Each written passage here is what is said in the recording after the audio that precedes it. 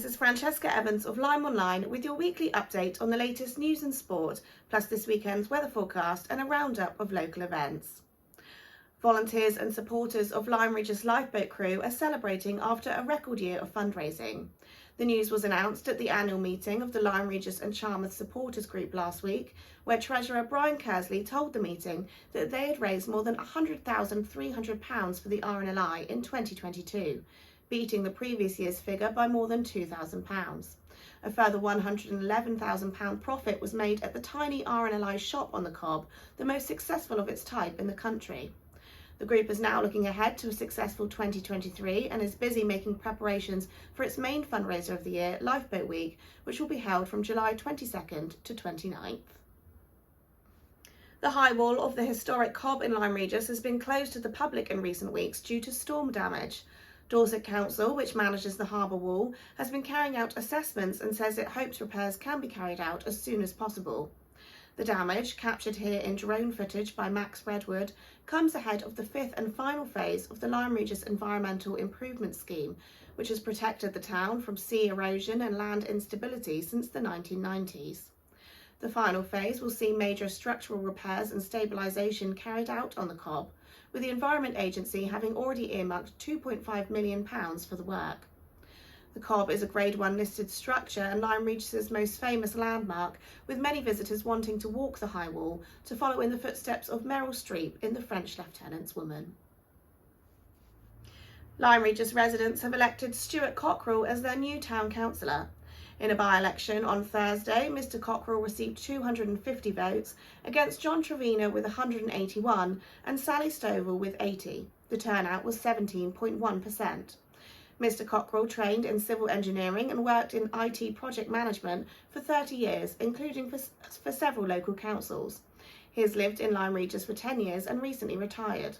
In his election address, he said he wanted to find a balance between the benefits of tourism and the needs of residents, and outlined some environmental priorities, including improving cleanliness of the river and beaches and encouraging local renewable energy programmes. Lyme Regis held its traditional Easter celebrations last weekend, with dozens taking part in the annual bonnet parade. Children of all ages and adults showed off their decorated hats at Lyme Regis Baptist Church, where the mayor handed out prizes sponsored by Lyme Regis Bookshop.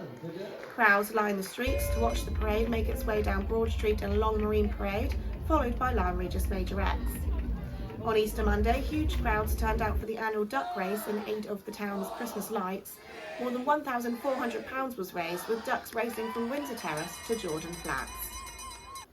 Lyme Regis' first team were just 2 minutes from chalking up their first win in a month at the Davy Fort on Saturday, but the point from a 2-2 draw with Sidmouth Town seconds was enough to see them regain 4th place in the Devon and Exeter League Premier Division. This was a stern test for the Seasiders against the Vikings' young and well-drilled second 11, who got off to a storming start when a hopeful punt from the halfway line caught Lyme-keeper Chris Higgs off his line after just 40 seconds play. Centre-forward Steve Beattie scored the equaliser when he headed home a perfect corner from player-manager Rob Fellingham in the 23rd minute. That's how it stayed until half-time, and Lyme came out strong after the break. Pressure on the Sidmouth goal was rewarded in the 64th minute when Ben Turner rose above the Vikings' defence to head home a Mark Bailey corner to make it 2-1. Lyme held out to the 88th minute before Sidmouth nicked a point with a well-placed shot, much to the disappointment of the Lyme crowd, one of the biggest of the season. Tomorrow, the Seasiders face a tough encounter against league leaders Alphington when another big crowd is expected for the 3 p.m. kickoff. Lyme reserves got off to a great start away to Hevertree in Division 3, taking a 2-0 lead through Kingsley Wellman and a Josh Daines penalty. But the Exeter side fought back and dominated the second half to win the game 3-2. Tomorrow, the Resies travel to Bampton, who sit just one place above them in the table. Uplyme First have been almost unbeatable at home this season, but they surrendered their record, losing 3-0 to top of Devon and Exeter Division 4, St Thomas. The Swallows' second 11 will finish their season next Saturday when they meet Charge United A. If they win, the reserves will finish the season champions of Perry Street Division 3. With the football season drawing to a close, the sporting spotlight will focus on the new cricket season, which should get underway at Uplyme on Sunday. Unfortunately, touring side Erratics have cried off, leaving Uplyme with friendlies on April 23rd and May 1st before the Devon League season starts in earnest. Upline will be competing in C Division East and will meet Tiverton-side Heathcote in their first league match on Saturday, May 6th, followed by their first T20 match home to Sidford on Thursday, May 11th in the East Devon Bash, which will once again be sponsored jointly by LymeOnline and Nub News.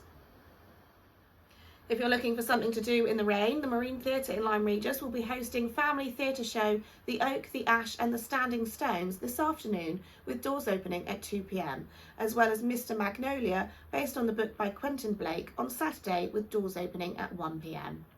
The Marine will then play host to internationally renowned Ukrainian band Daka Braka on Saturday night, with doors opening at 6:30 p.m, and limited tickets are still available.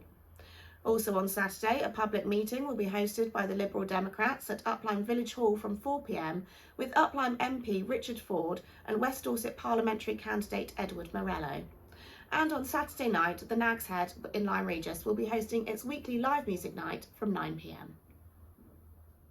Heavy rain is expected throughout most of the day today, although brightening up in the evening, but we can look forward to a sunny forecast on Saturday and a largely dry outlook on Sunday with some light showers.